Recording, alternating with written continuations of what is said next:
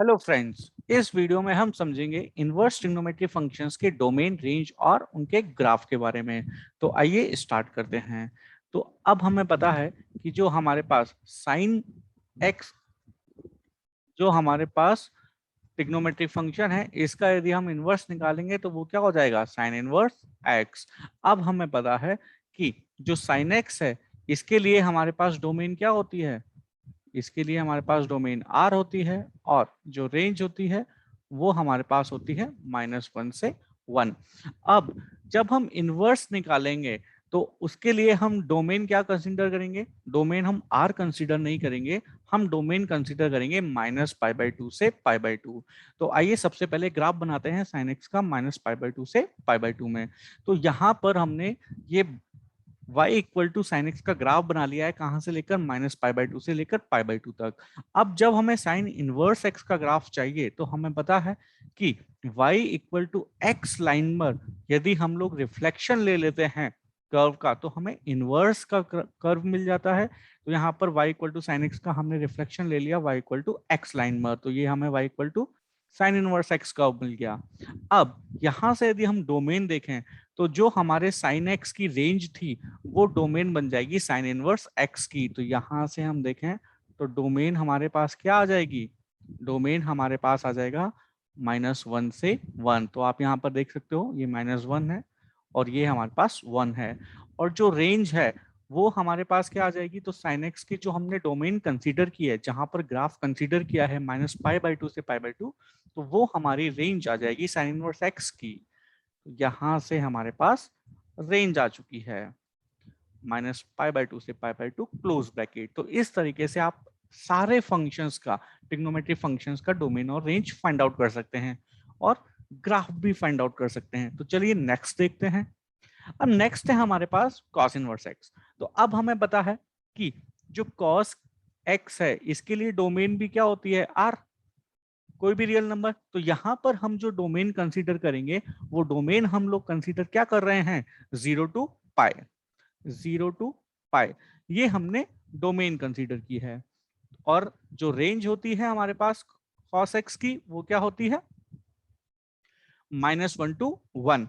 अब हमने 0 टू पाई में cos x का कर्व बना लिया है, ये cos x का कर्व हो गया है। और y इक्वल टू x जो हमारी लाइन है, हमने वहां पर रिफ्लेक्शन लिया, तो ये जो कर्व बना ये हमारा बना y equal to cos inverse x का। तो अब यहां से हम देखें तो जो cos इनवर्स x की डोमेन हो जाएगी वो क्या हो जाएगी, cos x की range which is -1 to 1। And जो रेंज हो जाएगी हमारे पास वो हमारे पास क्या हो जाएगी, 0 टू पाई। तो आप देख रहे हो कि जो y एक्सिस है वहां पर जो एक cos इनवर्स x का कर्व है वो कहां से कहां तक जा रहा है, यहाँ पर हमें 0 मिल रहा है और यहाँ पर हमें पाई मिल रहा है। तो ग्राफ से आप इजीली डोमेन और रेंज फाइंड आउट कर सकते हैं। और इन केस आपको ये कॉन्सेप्ट याद है कि cos x की डोमेन क्या है, रेंज क्या है, और हम इनवर्स निकालने के लिए जो डोमेन है cos x की उसमें से क्या यूज कर रहे हैं, तो आप easily domain and range find out कर सकते हैं। तो आइए अब टेन इनवर्स का देखते हैं। तो अब टेन इनवर्स का हम डायरेक्टली देखते हैं।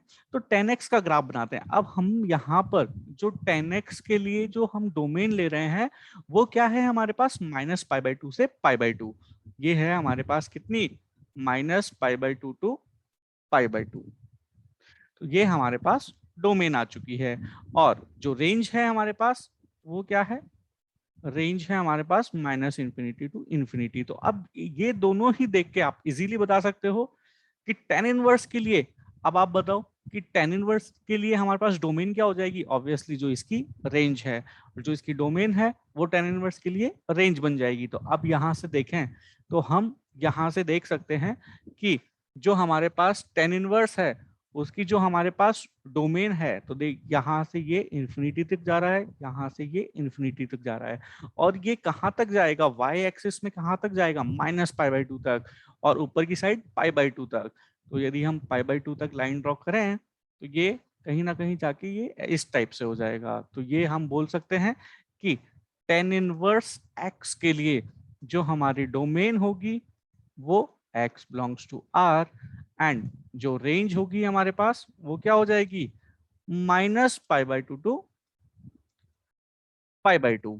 तो ये हमारे tan इनवर्स x के लिए हो गया। अब नेक्स्ट यदि हम देखें तो नेक्स्ट हमारे पास क्या है, sec इनवर्स x। अब sec इनवर्स x का ग्राफ कुछ इस तरीके से होता है।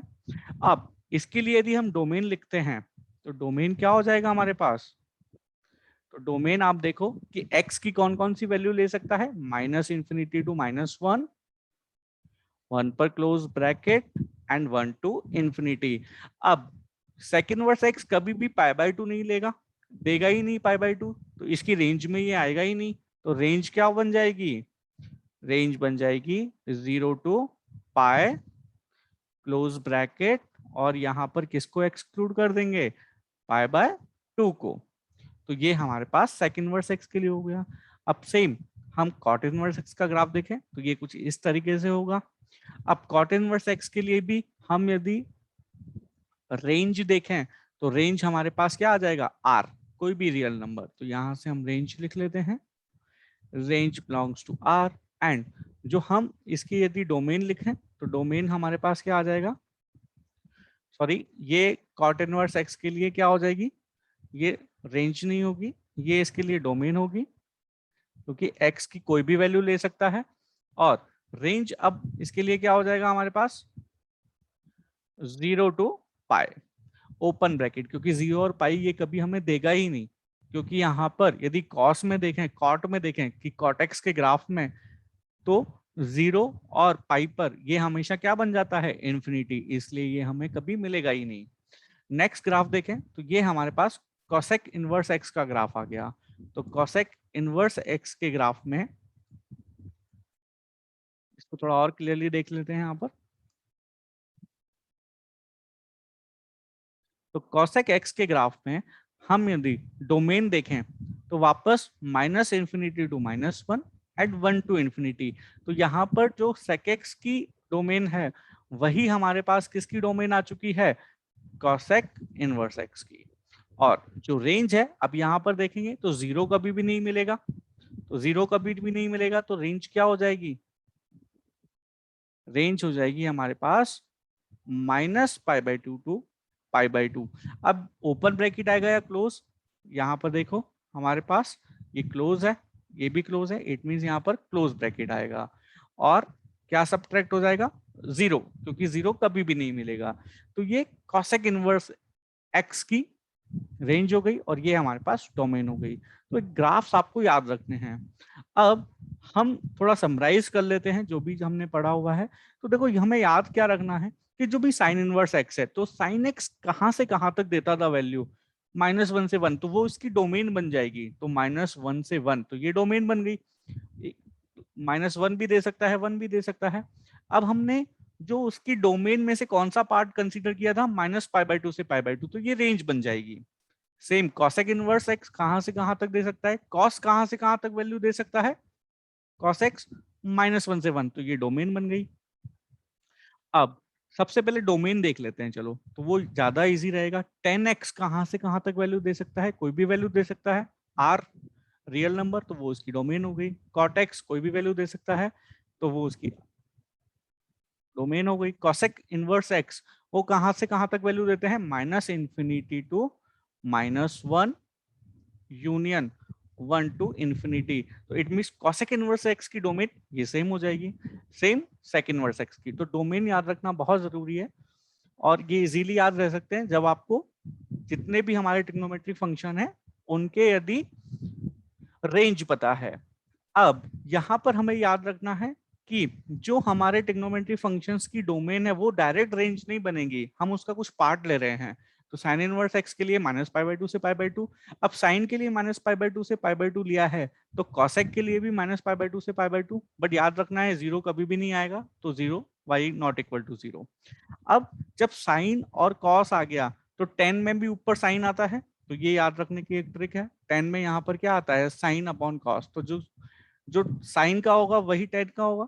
जो 10 में क्या आएगा, -π/2 से π/2, बट -π/2 π/2 कभी नहीं मिलेगा। अब बाकी बचे हुए जितने हैं वो सारे 0 टू पाई होंगे, तो cos इनवर्स x 0 टू पाई दोनों पे इक्वल टू। एंड फिर हम कॉट देखें तो 0 से पाई, एंड सेक देखें 0 से पाई। बस याद रखना है कि सेक कभी भी π/2 नहीं देगा सेक इनवर्स x। तो आई होप आप लोगों को अच्छे से समझ में आया होगा कि कैसे हम ग्राफ बना सकते हैं और कैसे उनकी डोमेन एंड रेंज लिख सकते हैं। तो आई होप आप लोगों को ये कॉन्सेप्ट क्लियर हो गया होगा। तो यदि अच्छा लगे वीडियो तो प्लीज लाइक करना, सब्सक्राइब करना चैनल को, और ऐसे ही इंटरेस्टिंग वीडियो आपके आते रहेंगे। Thank you.